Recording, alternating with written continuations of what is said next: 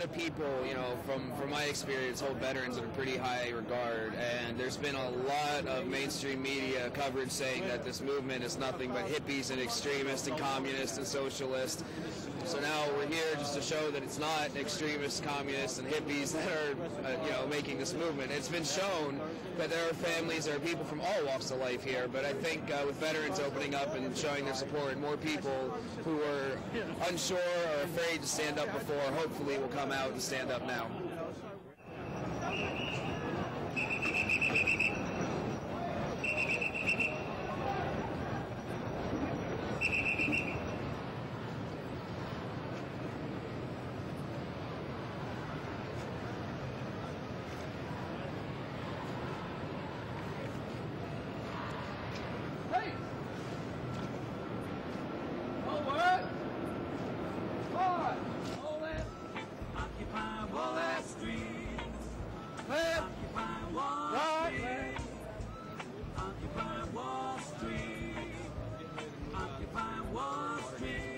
There's a movement sweeping across the USA because the 1% by the laws to get their way. We're the 99ers, and we're here to say that what we're asking for is an even field to play. Occupy Wall Street. That's a new rig. My camera's like we're close to the movie. Great.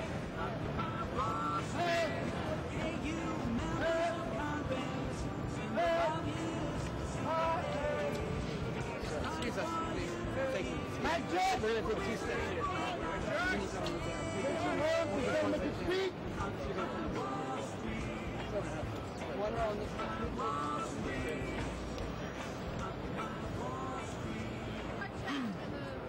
Mike check! Mike check! Mike check! Mike check! Mike check! Mike check! My name is Paul Sylvester! My name is Paul Sylvester! I served 13 months in Iraq!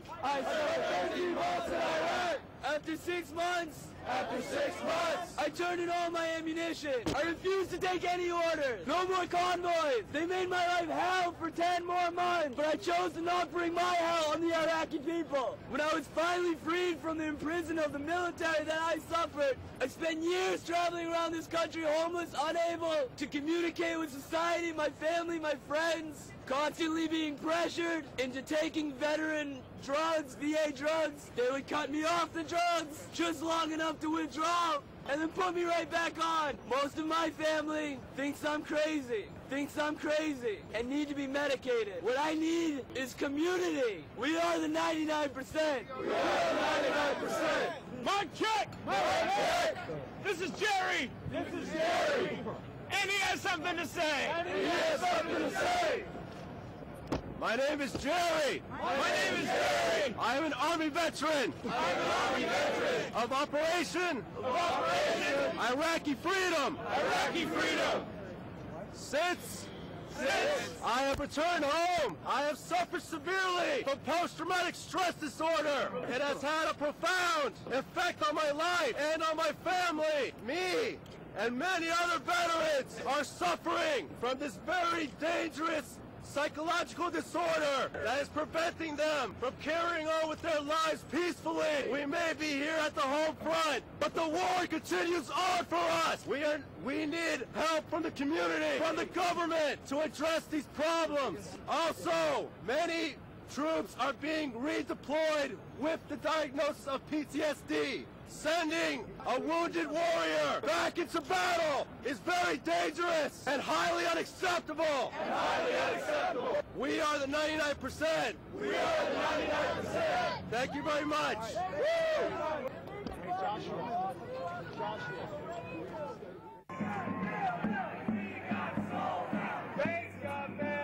We got sold out.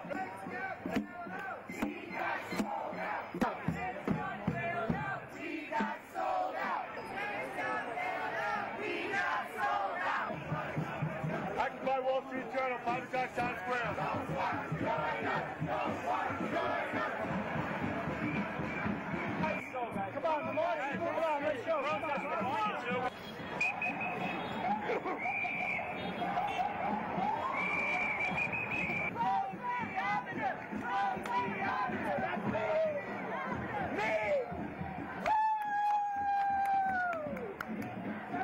FBI, CIA! Woo!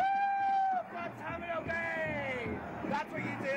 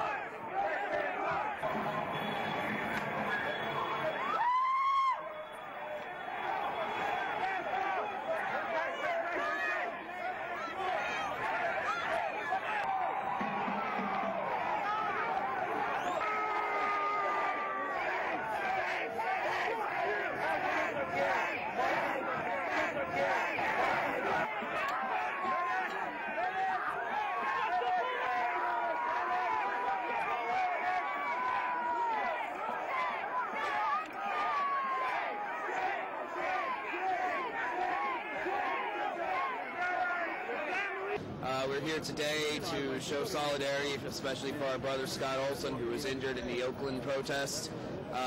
So we're here for solidarity with him, solidarity with our brothers and sisters here in the park and across the nation and the world that are protesting oppression and economic inequality.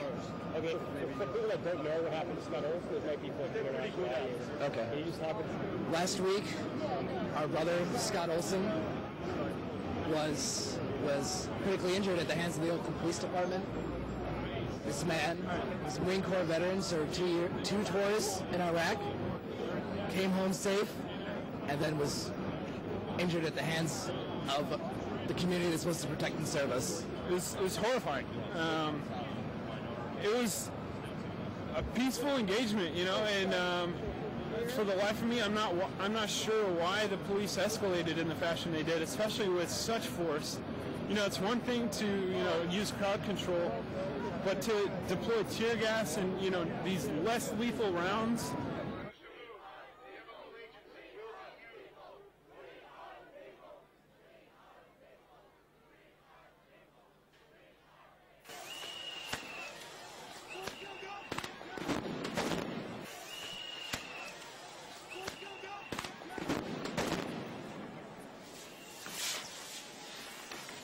Scott Olson was standing across about, from what it looked like to me, about 15, 20 feet from the police line. He was hit in the head with a CS canister and knocked to the ground. When people went to assist him, they were fired upon with from what looked like a flashbang.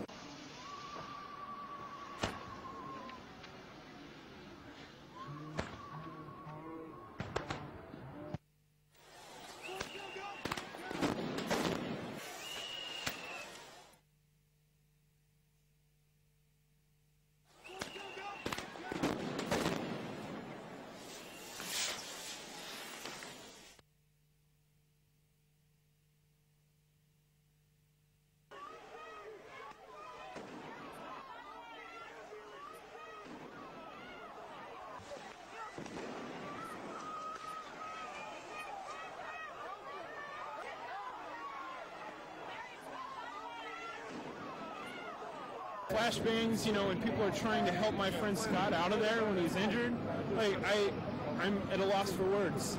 I wasn't aware that he was hurt until we had regrouped a couple blocks away, and then I just felt sick. You know, I couldn't believe that one of my brothers had been taken down by our own people.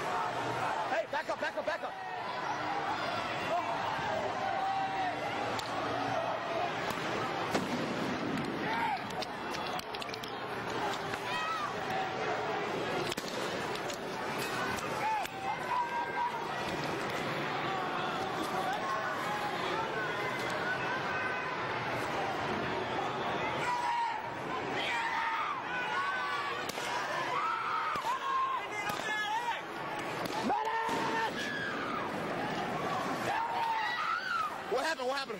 What happened? He got shot. What's your name? What's your name? Wake up. What's your name? What's your name? Shit.